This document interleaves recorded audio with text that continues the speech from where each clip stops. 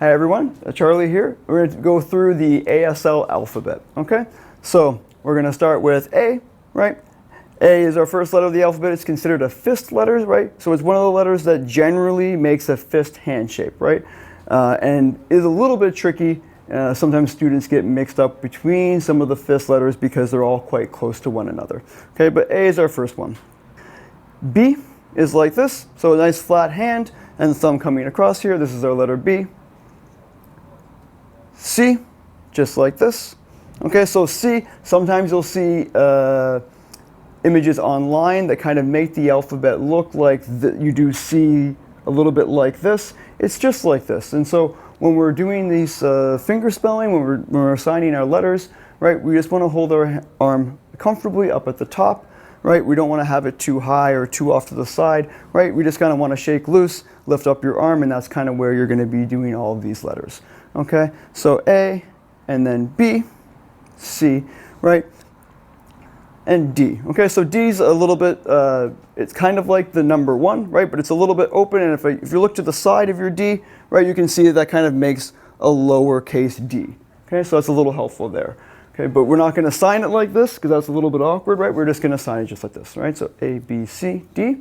And then E. Okay, so E is a little bit of a tricky one. We really want to make sure we don't venture into O territory. So we don't want our E's to kind of come out and be extended like that. Okay, we don't want to be lazy, especially with the letter E. Okay, so we want to crank that E right back. Right, we also don't want to have it open like this. Okay, so if you kind of open like this, people call this the screaming E, right? And it's not a proper E, and it kind of irritates a lot of people when people sign like this. So we want to make sure you close that E and make sure you have 2 fingers resting on the thumb at least, right? Some people it's more comfortable to have even more. For me, 2 is fine, okay? So A, B, C, D, E, and then F like this. Sometimes you'll see on images online, F is like this, but in casual conversation, we just do like with our fingers apart from one another, okay? F, A, B, C, D, E, F, and then G. So G is a tricky one. Our hand shape is actually like this, right? And if you see some images online, you might see it more like this, right? And they're just doing that to show you the general hand shape, right? Because it's not super clear what my hand is doing here, right? But it's my 2 fingers like this, G like this, okay? And then H is like this. I, a little bit more intuitive, I is just like this. And then I comes nicely into our J, where you're really just drawing a J with our hands, right? So a J kind of just down like that, okay? So that's our J, okay? J, and then K. So K is a little bit maybe counterintuitive or maybe a little bit tricky. It's one of our up letters, so it's one of our letters that kind of faces up, right? And we just have our thumb kind of in between our first 2 fingers here, if that's clear for you guys. Okay, so that's our K here. Okay. So A, B, C, D, E, F, G, H, I, J, K, and then we have our L. That's an easy one. Okay, so L, our M. So if you look closely at our M, right, the thumb kind of comes underneath the first 3 fingers there, and if you had a marker, you could draw a little M on these fingers. I don't know if that's helpful for you, but it was helpful for me when I was learning this years ago, right? So this is our letter M, okay? And then our N is going to be similar, but it's going to be just with our 2 fingers, and you can kind of remember the same way where you have a little N kind of coming across like this, okay? And then O is an easy one. Again, O, just like this. You don't have to turn it or anything like that. It's just like this, facing forward, okay? And then P is a down letter, so the general shape kind of goes downwards, okay? So this one is similar to the D in that if you kind of turn it at its side, you can see the letter P kind of right here, okay?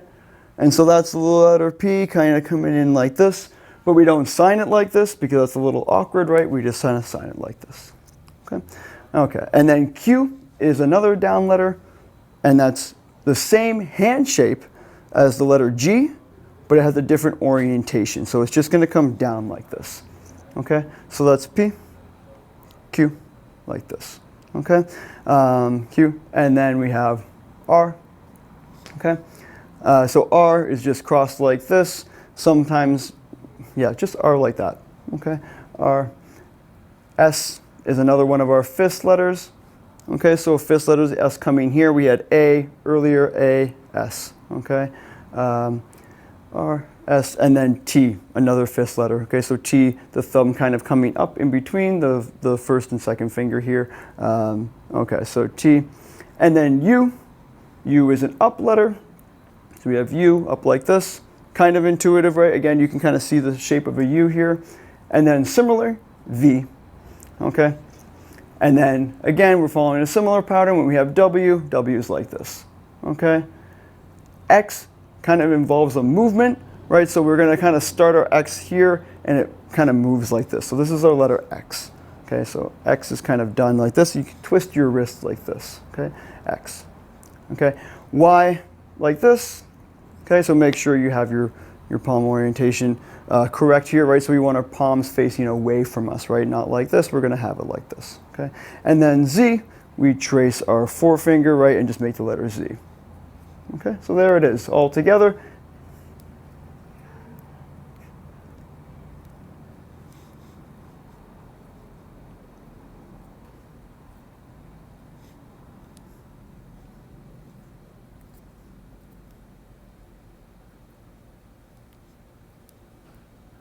Okay, guys, thanks. To learn more about sign language or to have a private lesson with me, you can go to lessonface.com and find me. It's Charlie McNulty.